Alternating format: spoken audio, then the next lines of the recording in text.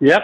Okay. Thank you so much for taking the time out to speak with us today. I know you're a busy guy, and it's an honor to be speaking to you. You know, it's not every day I get to speak to a living legend, so I really appreciate that. Oh, well, thank you. Oh, that's my honor. I'm thrilled to be talking to you, and not just because I've been caged up and I'm going stir crazy, Aren't we? This has got to be the craziest which thing. I am. Yeah, I mean Yeah. this got to be the craziest thing I've ever seen in my lifetime, and I mean I'm hoping it's over soon. But that's why we here at the network we decided to while everybody's going to be stuck home, let's try to increase our programming and give them something to instead of watching the news and getting anxiety, come and listen to us for a while because the show is aired on American Forces Network, which goes out to all our servicemen and women. And, it's usually we're worried about them, but now we want them to know that, your loved ones are safe and we're doing everything we can. Yeah, and, hopefully it will mitigate the other flus and colds that go around too, and we can just keep everybody healthier in general. Yeah, I'm hoping that's a byproduct of all this. I'm hoping people take a little bit more precautions in the future and maybe it'll wake some people up because it's very easy, and myself, I'm guilty too. You become complacent. Yeah, as a singer, I worry about it all the time. I'm always, washing my hands and trying to avoid the flu because I've had it shut down a tour before, and had it for 5 weeks the last time. So I've always been mindful of that, but this is, of course, I have to take this one a lot more seriously. But you know, I've I've been kind of. We have a handshake on the tour when we see each other. We just rub elbows, and that's kind of the joke. The flu season handshake, and keep each other at arm's length because it'll run through a bus and take us all down. You Yeah. know. Um, Ain't that the truth? yeah. But for those of you just joining us, we're on live now with a country music legend. This man's got 22 number one hits, a Grammy, and countless other awards, and we're just honored to speak with him today. Joining us now on the Animal House Radio Show, please welcome Mr. Clint Black. Hey, hey, everybody out there! I'm so happy to be back on the Armed Forces Network and anything named Animal House, of course. Yeah, that's my little creation. I wanted to do a 2 hour show that's just focused on comedy and the lighter side of life. No politics, no news. It's I you know what I liken it to, Clint. It's a Calgon moment for 2 hours a week. Where you get to go Oh, you so so it's good that I'm in the bath right now. yeah, right. You don't have to worry about the mortgage. You don't have to worry about nothing. Just enjoy. But I can't tell you how much I've admired you over the years. And I grew up in the Northeast, in New Jersey, and as you wouldn't believe it, but New Jersey has a very big country following. And I listen, my growing up, I was a heavy metal guy, rock and roll, but I did have a lot of exposure to country music, and I really enjoyed it. More so, even when I went to Texas, I was doing a comedy. I was away there performing in Fort Worth, and I got to listen to the Wolf and down in Fort Worth area at the station, and I fell in love with the music all over again. Yeah, country music. I learned when I first started touring. That New Jersey, New York, Pennsylvania, Massachusetts. I was just shocked that there were that many country fans up there.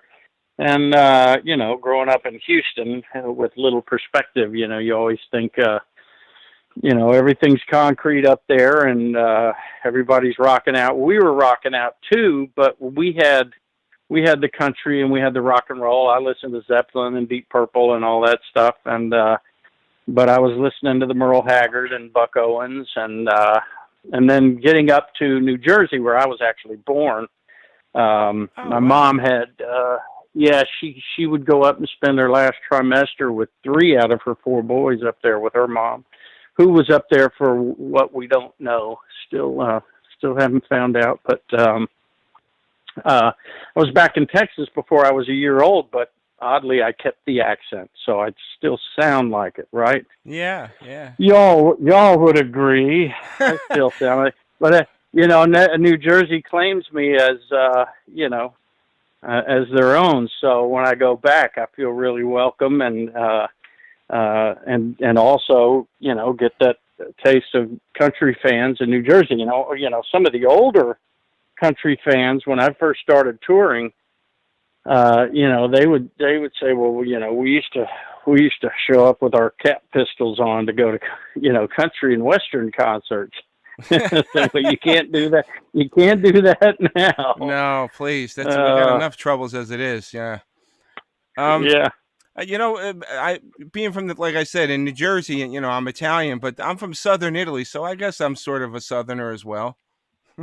Well, you and I have all that in common. My mother's side of the family comes from Sicily.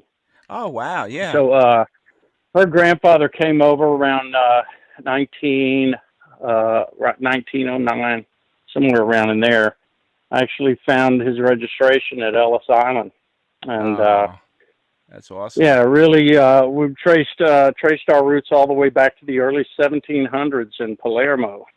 Yeah, well, you know what I have my mom's pasta sauce recipe, the Sicilian pasta sauce, which I'm actually going to make tomorrow since we're quarantined. Oh, you gotta send. We gotta trade recipes. Well, mine's kind of different every time. Oh, okay. But I'll tell you the real secret, because I'll change up the meats.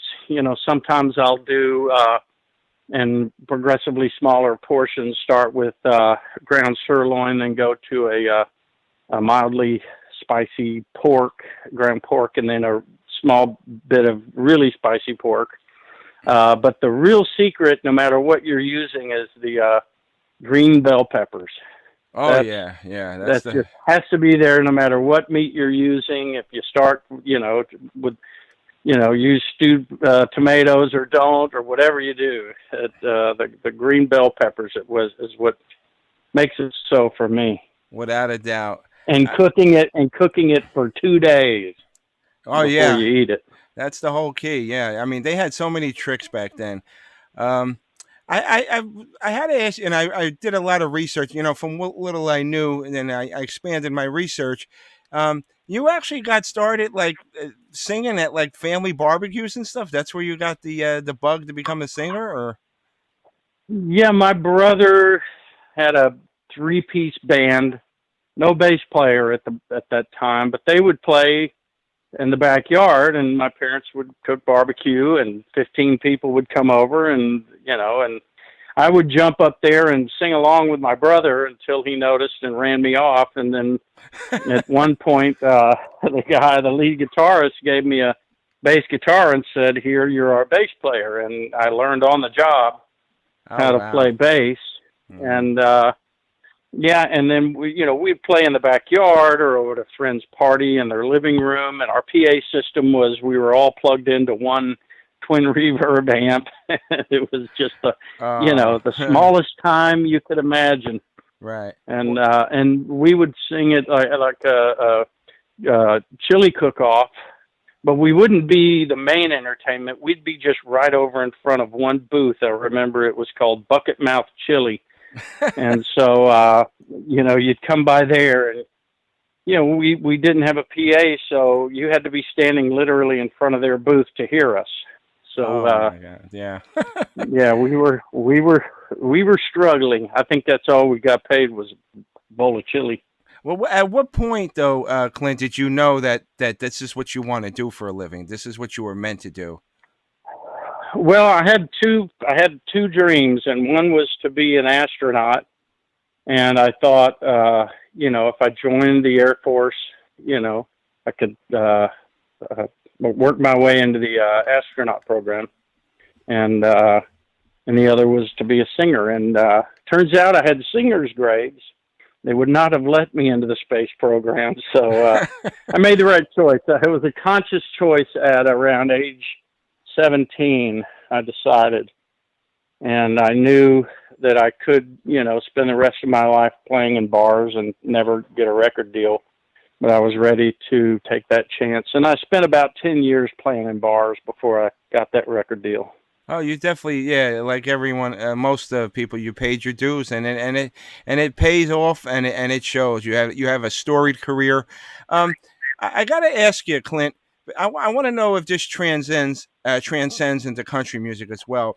I grew up in the '80s. I listened to groups like Def Leppard and Foreigner, and I still go see them perform.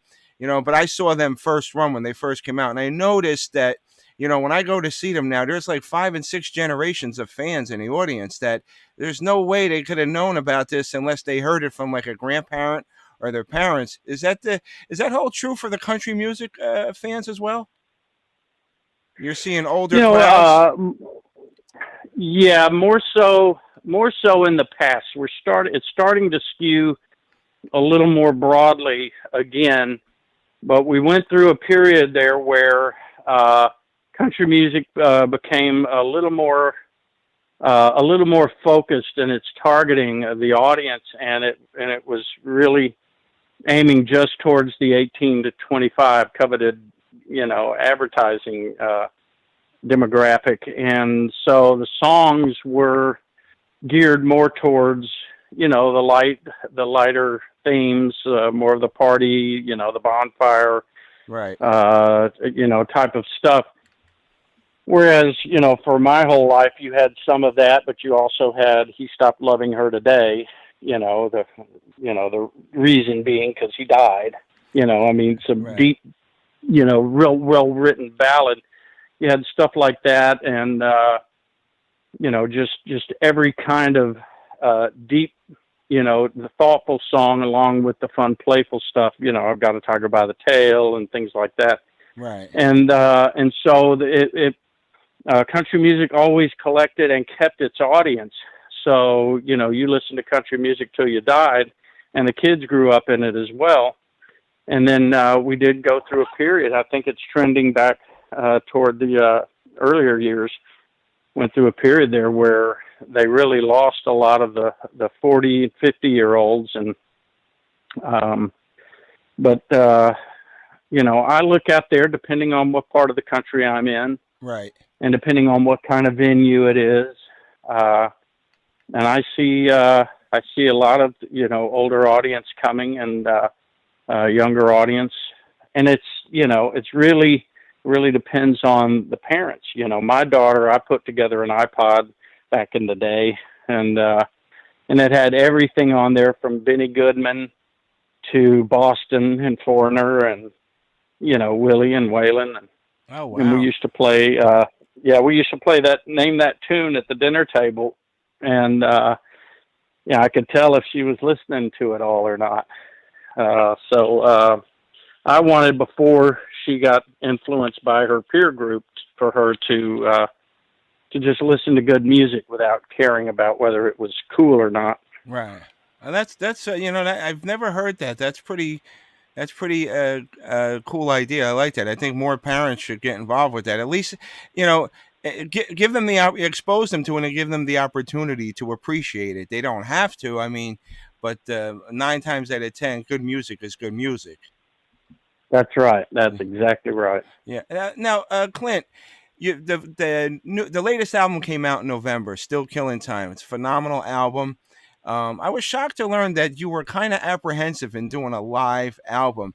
As an artist, is there like do you have a preference, or is it just is there pros and cons as to doing a studio album or a live album, or is it just a matter of preference for the artist?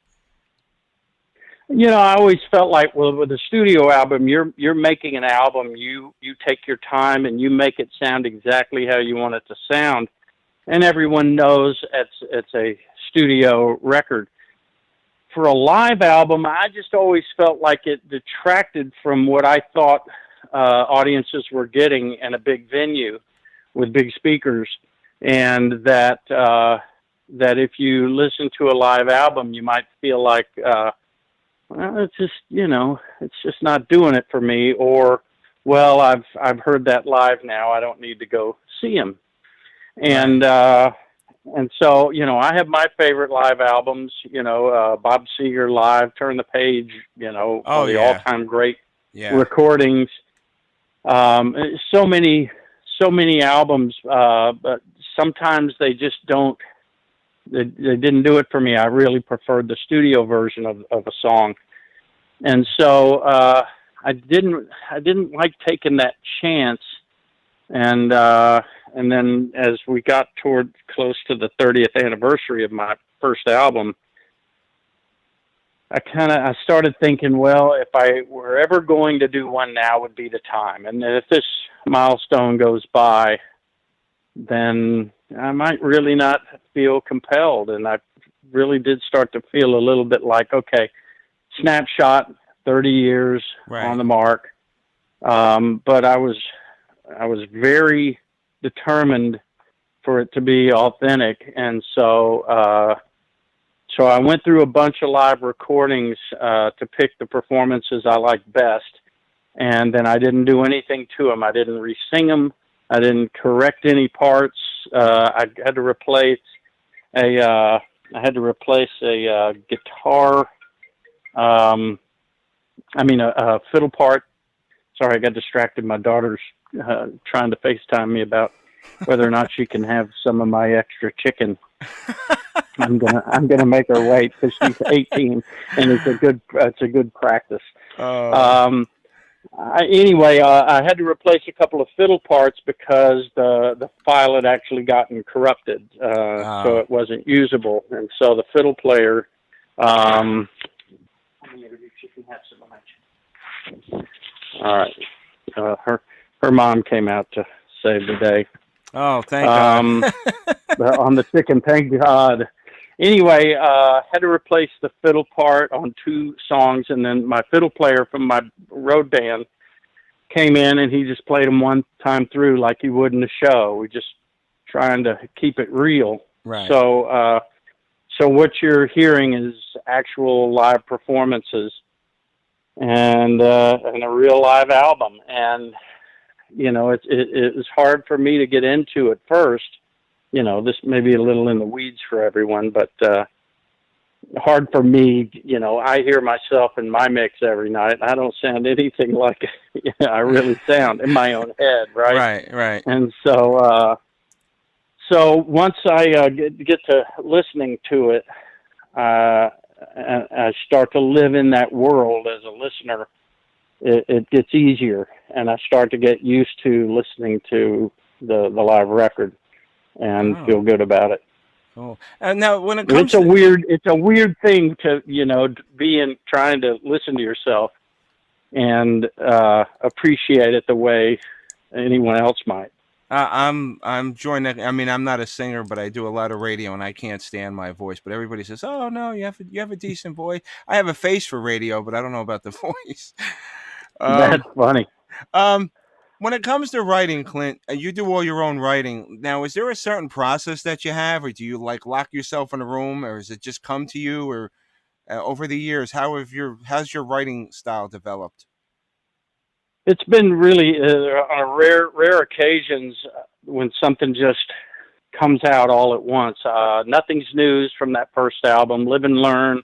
Those are 2 songs I wrote in about 20 minutes. Winding Down, about 20 minutes. Killing Time took about a month to get right. Usually it's a process, and I've developed a craft over the years. In the beginning, I would write a song because something happened and I was inspired and it came out. Now I have to have an inspirational idea, and I have to be more prolific than, just waiting around for something to happen. So I have to create things that inspire me, and then do the 8, 10, 12, 14 hours of work. Sometimes it's no sleep. Right. wake up after 5 hours sleep and the idea is forcing itself back onto me, and so I have to get up and keep working on it. But yeah, I have kind of a good process for it. I have some tools, and I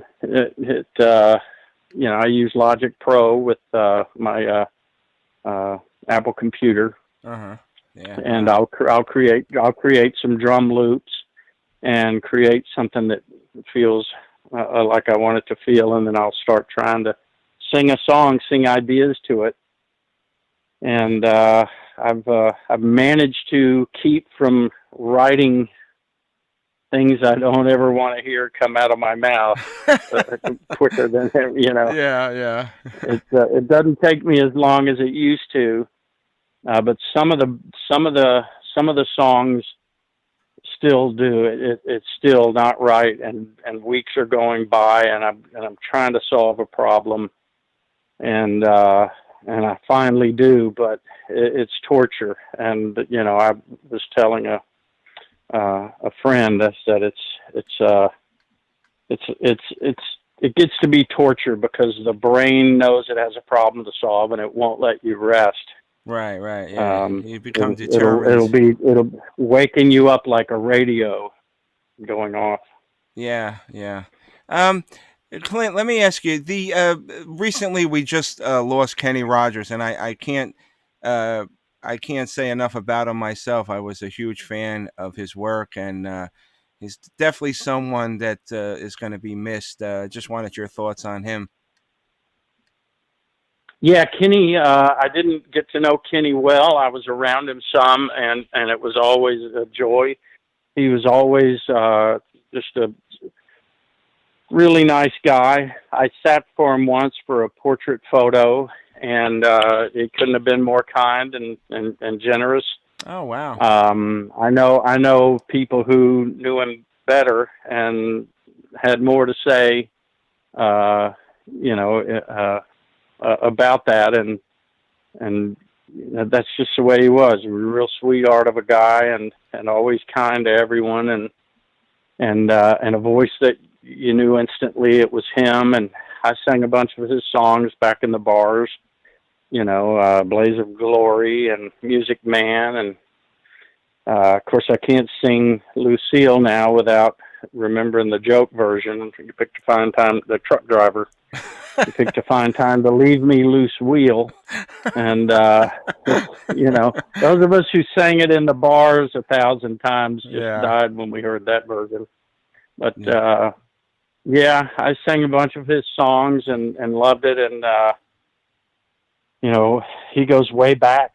I just dropped in to see what condition my condition was in. The fifth edition, Right, right. and he was one of those voices. In fact, one of my songs that I had a hit on my second album, I actually wrote for him. He never knew it. Oh He wow. probably would never have been able to know it, but I didn't really love the song for myself, and so I was writing it with him in mind. I was hearing his voice in my head as I was writing the melody and the lyrics. I was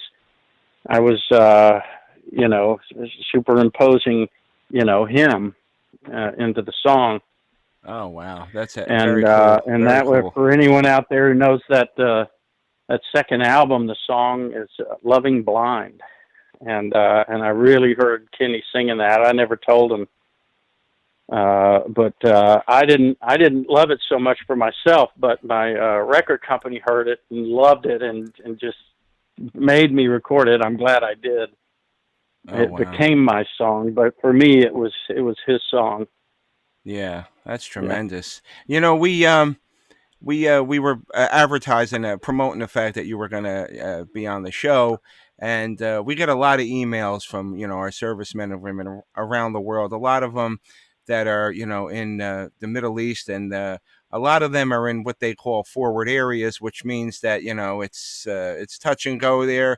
It's not even a day by day issue. It's like a minute by minute, and I just want you to know that I got a couple of emails saying that can you please let they said Mr. Black know that it's artists like him that when we listen to their music, it makes us forget where we are, and helps us to get through, being in this area, because like I said, you can never know what's going to happen, but and they get them you get them through the best and the worst of times. So I just wanted to share that with you.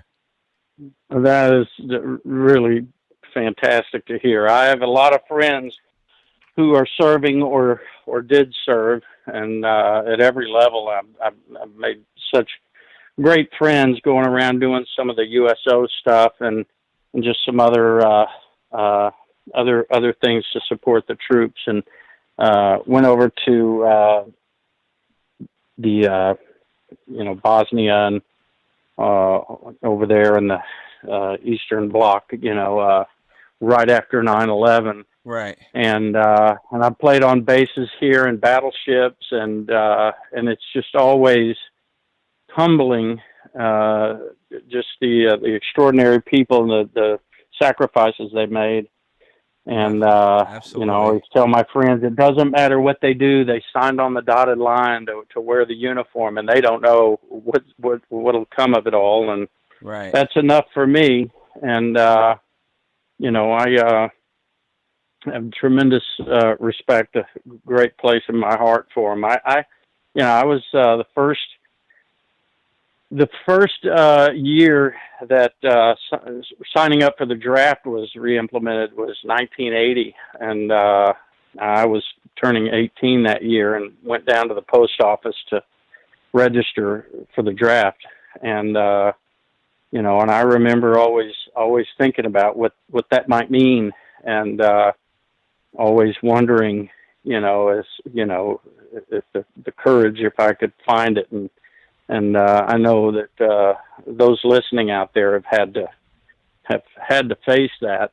Right. And those of us who are thinking about it know what that means, and that they would be thinking of me and my music and finding any comfort in it at all is a great honor.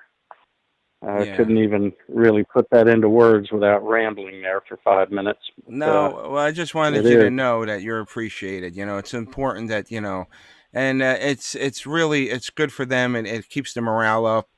I mean, despite this national crisis that we're going through, and I'm hopefully it passes as quick as it came.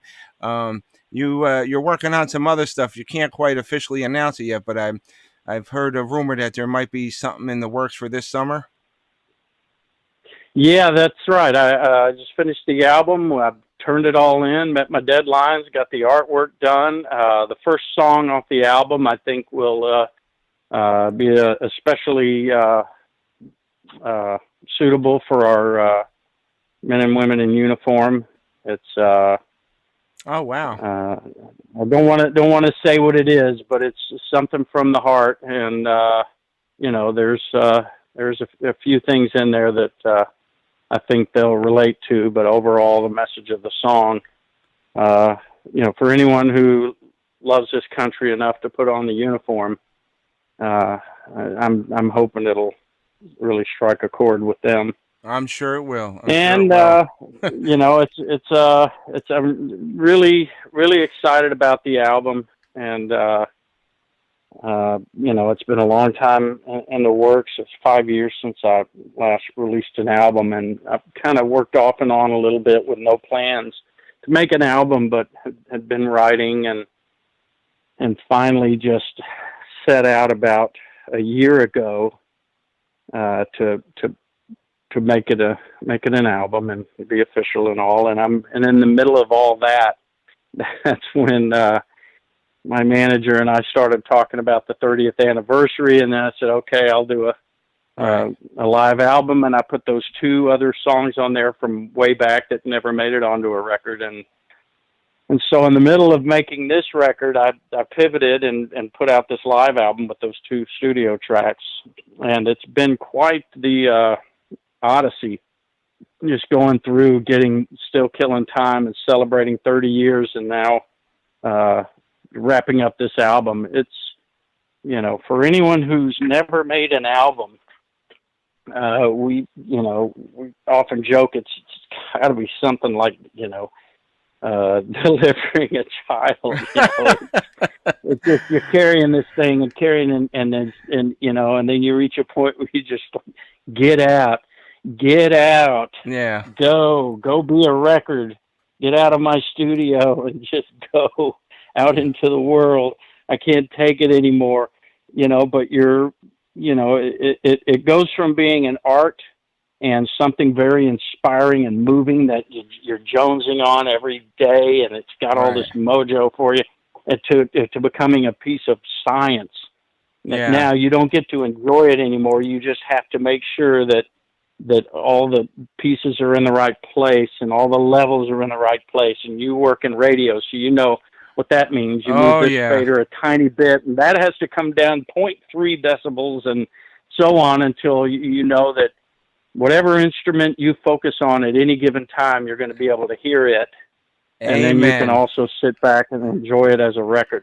Yes, amen to that. Because I'm like OCD. I want everything. I'm a perfectionist, and I know sometimes you can't always have it that way. But I was, when you just mentioned that you did like a 5-year hiatus, and then before that you took a little time off. Was that just you needed a little break, or you just because I mean it's a shame like with somebody such as yourself. We want to, as a fan, we want to hear from you all the time. Well, I get that. I'm a fan too, and the artists I love, I'm waiting and hoping, and they're going to put out a record, and when they do, I get really excited and can't wait to get it, and then I wear it out and make myself sick of it by listening to it a lot, and so I think about that, and I know, I have interactions on Twitter, and it shows. I'll see longtime fans, diehard fans, and they'll ask me, when, and I want to do it, and it just really comes down to giving it its due, and not when in the early days. My record company wanted an album every 12 months, and so I would make an album, and then Right. I'd go out and play 100 cities, and I'm looking at them. I'm thinking, well, how does a record fit into this? I mean, I'm out all over the place, and I think they wanted me to just come back and have somebody having already picked out 10 songs for me, and the producer will have the tracks ready, and I'll come through town and sing them real quick and go. And sometimes that's how it's done, but that wasn't me. So I was more every 2.5 years I would have an album. It used to frustrate them. Right. But I think my work was better, except for one time where they really forced me into recording on some days off from a tour, and I can hear that Yeah. fatigue in the record. But for the most part, I just like to give it the time it needs, and Right. not force myself to be in the cycle always, because it may be good for commerce, but it's not always good for art.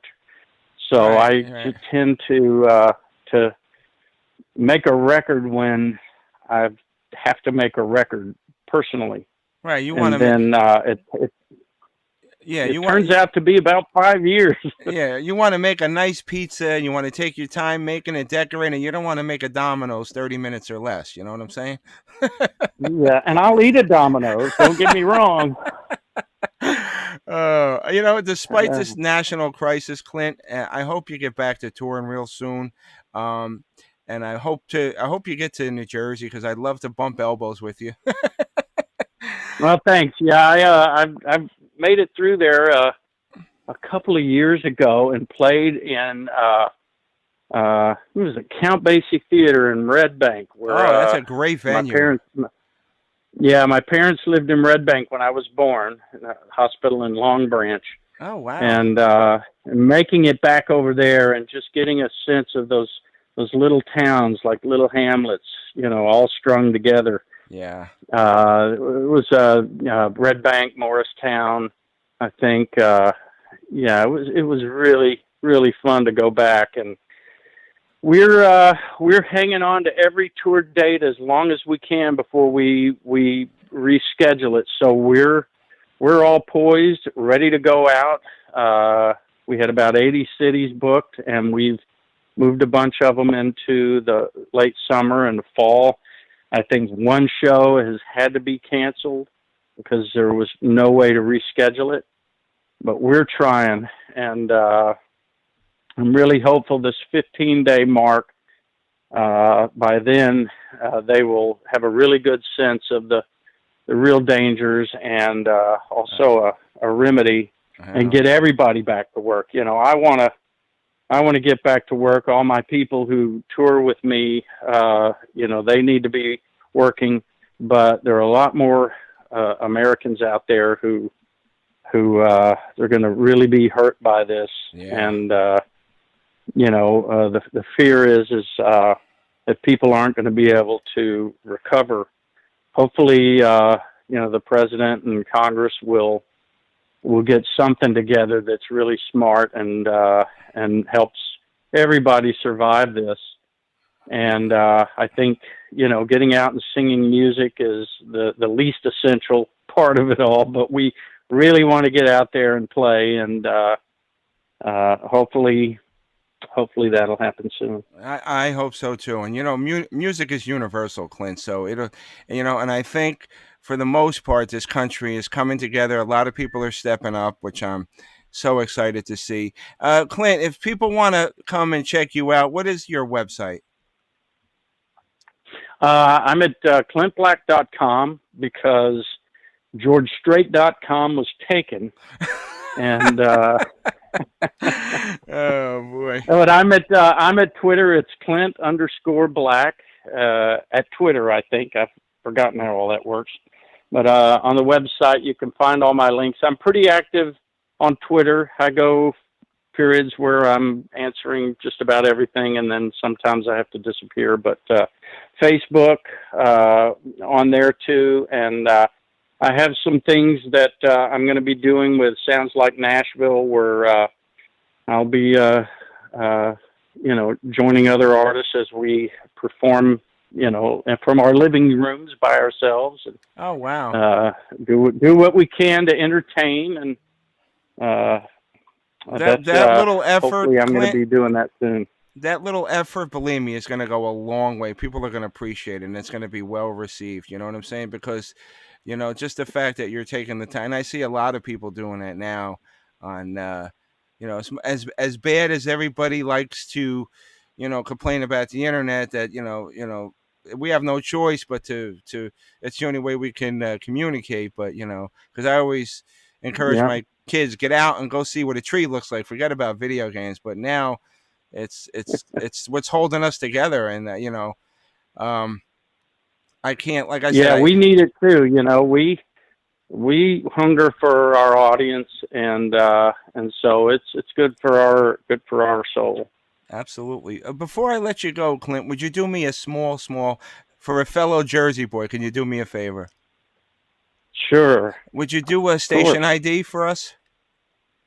Yeah, I'm just looking for a pin in case I've gotten hard of remembering.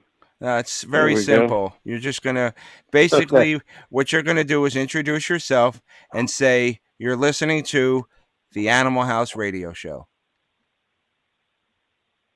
All right. Hi, I'm Clint Black, and you're listening to the Animal House Radio Show.